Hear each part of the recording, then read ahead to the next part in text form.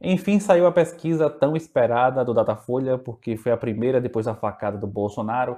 Então existia toda essa expectativa, toda essa especulação em relação às mudanças dos votos. Havia uma expectativa de que Bolsonaro avançasse bastante. E, assim, aconteceu. Os dados da pesquisa refletem exatamente o que eu esperava que fosse refletir. Um certo avanço de Bolsonaro no primeiro turno, mas uma estagnação no segundo turno.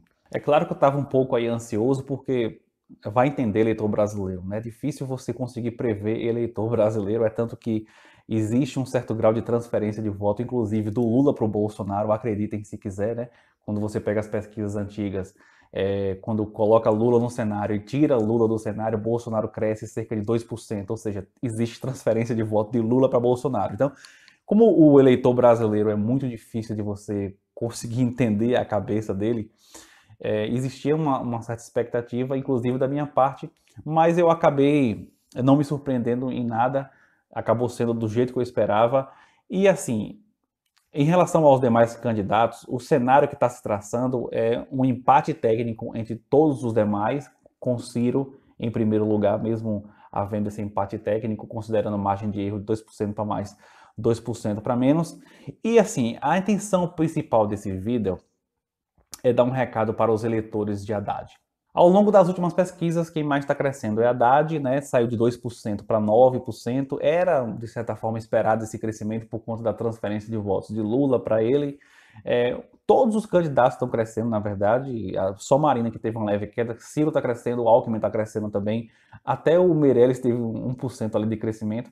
Porque o que está acontecendo é que os indecisos estão decidindo os seus votos, né? Pode ver, comparar com as pesquisas anteriores, que a quantidade de votos nulos e brancos somado com o de indecisos está caindo drasticamente, né? Então as pessoas estão decidindo seus votos, por isso que está tendo espaço para todo mundo crescer.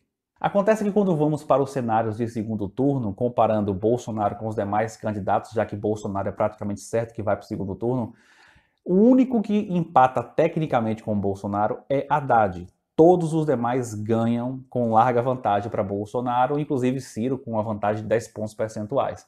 Aí a pessoa que vota em Haddad deve estar se perguntando, mas está muito estranho porque o Haddad tem 22% apenas de rejeição, enquanto o Bolsonaro tem 43% de rejeição. O menor candidato em rejeição desses principais é Ciro, que tem 20%. Aí a pessoa se pergunta como isso é possível acontecer. Olha, gente, não é tão difícil entender isso aí. Porque essa questão da rejeição é feita uma pergunta da seguinte forma: qual ou quais candidatos você não votaria de jeito nenhum? Significa dizer que a pessoa pode marcar mais de um candidato. E sem contar que segundo turno é a comparação de dois candidatos. Então, o que acontece é o seguinte: pode acontecer do sujeito lá na rejeição marcar Bolsonaro e Haddad. Mas quando é colocado para ele a situação de segundo turno, ele pode, em vez de marcar branco, né, branco ou nulo, que seria a lógica, né, ó, se eu rejeito Bolsonaro e rejeito Haddad, se eu afirmo que eu não vou votar de jeito nenhum, nem em Bolsonaro e nem em Haddad, a lógica é, no segundo turno, com esses dois candidatos, eu marcar branco ou nulo. Só que o eleitor brasileiro, você, né, não pode ter atribuir essa racionalidade, essa lógica. Pode acontecer de várias pessoas marcar algum dos dois quando colocado na situação de segundo turno, ou seja, pode acontecer de ter um monte de gente que marcou rejeição tanto para Bolsonaro quanto para Haddad, mas que no segundo turno vai votar em Bolsonaro. E também pode acontecer, na verdade é muito provável que tenha um monte de gente que não marcou rejeição nem para Bolsonaro nem para Haddad, mas que no segundo turno vai votar em Bolsonaro. Essa é a explicação para ter esse empate técnico no segundo turno entre esses dois candidatos. Então, qual é a questão objetiva que está colocada? Olha, nós temos aí três candidatos, pelo menos, que representam o lado mais progressista, o lado de centro-esquerda, que é Ciro Gomes, Haddad e Boulos. Marina, eu não sei bem o que Marina é. É difícil você entender Marina, porque Marina, ao mesmo tempo que ela tem um lado mais progressista, ela defende a autonomia do Banco Central. Então, assim, Marina eu não consigo nem classificar, nem posicionar ela. Então temos no mínimo aí três candidatos que estão desse lado mais progressista. E um desses candidatos está muito bem posicionado, é o Ciro Gomes, e provavelmente, muito provavelmente, vai derrotar Bolsonaro no segundo turno. Então, assim, você que está pretendendo votar em Haddad, A situação é o seguinte, você realmente quer colocar Haddad no segundo turno contra Bolsonaro?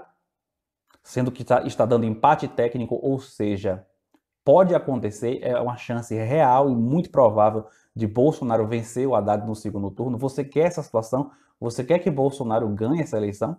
Tem um ditado popular que diz, é melhor um na mão do que dois voando. Ou seja, é melhor Ciro na mão do que Haddad voando, já que você tem essa preferência por Haddad.